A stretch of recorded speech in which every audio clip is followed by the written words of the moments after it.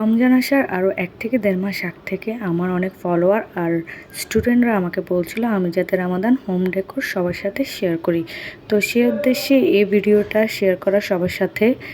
তো আমি চেষ্টা করব টুকটাক হোম ডেকোরের ভিডিও এই রমজান মাসের মধ্যে দেওয়ার। আসলে রমজানের সব দিক মিলিয়ে অত বেশি অ্যাক্টিভও থাকা হয়ে উঠবে না, তারপরেও আমি চেষ্টা করব। রমজান মাস আসলেই আমার ছোটোবেলার কথা সবচাইতে বেশি মনে পড়ে। ছোটোবেলা এত এত স্মৃতি এই রমজান মাস নিয়ে।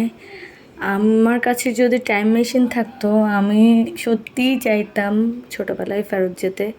আসলে মানুষ চাইলেও ফেলে আসা দিনে কখনো ফেরত যেতে পারে না, এটাই হয়তো মানুষের সবচাইতে বড় ব্যর্থতা। কথা বলতে বলতে অনেকটুকু কাজই করে ফেলেছি আমি। এতক্ষণও হয়তো বা আপনারা গেস করতে পারছেন কি বানাচ্ছি আমি আসলে একটা রামাদান ক্যালেন্ডার বানাচ্ছি। এটা বানিয়েছি আমি আরও 2-3 দিন আগে। আমার কাছে ভিডিও বানানো বা কাজটা কমপ্লিট করার চাইতে সবচেয়ে বেশি যে কাজটা টাফ মনে হয় সেটা হলো ভিডিওটা এডিট করা আর আপলোড করাটা। এই জন্য আসলে এই 2-3 দিন ধরে ভিডিওটা দেওয়া হচ্ছিল না, আজকে দিলাম। ক্যালেন্ডারটা আমি এমনভাবে বানিয়েছি যাতে এটা হোম ডেকোর আইটেম হিসেবে ইউজ করা যায়। আর ক্যালেন্ডারটাতে একটু রয়্যাল ভাব রাখার জন্য আমি গোল্ডেন, ব্ল্যাক আর সিলভার কালার ইউজ করেছি এখানে। রমজান মাসটা আত্মশুদ্ধিরও একটা মাস।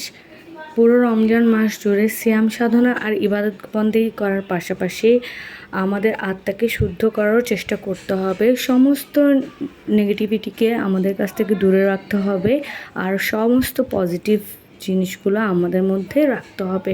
আমাদের ছোটোখাটো কোনো কথা বা কাজে কেউ যাতে কষ্ট না পায় সেদিকে লক্ষ্য রাখতে হবে। এটাও কিন্তু ইবাদতের একটা অংশ।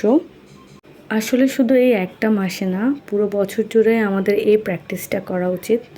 যখন থেকে আমরা পজিটিভ চিন্তা করব আর পজিটিভলি সব কিছুকে নিব, তখন থেকে আসলে যে কোনো কাজ করার পরে আমাদের মনে একটা শান্তি কাজ করবে। আর এই মানসিক প্রশান্তিটা প্রতিটা মানুষের জীবনে খুব বেশি দরকার। আমার কাছে সবচাইতে বেশি এই মানসিক প্রশান্তিটাই মূল্যবান। আমার সাথে হয়তো অনেকেই অ্যাগ্রি করবেন এই ব্যাপারে। আমার ক্যালেন্ডার ডিজাইনের কাজ প্রায় শেষের দিকে। আপনারা কী ধরনের হোম ডেকোর আইটেমের ভিডিও দেখতে চান সেটা আমাকে কমেন্ট করে জানাবেন। আমি চেষ্টা করব আপনাদের রিকোয়েস্টগুলো রাখার।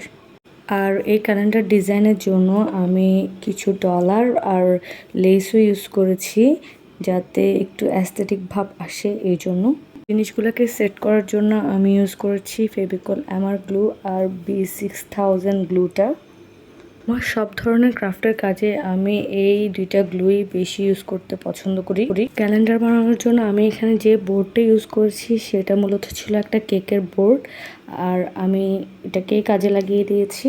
কাজটা কেমন হলো সেটা আমাকে কমেন্ট করে জানাবেন আর বেশি বেশি লাইক শেয়ার দিয়ে আমার পাশে থাকবেন।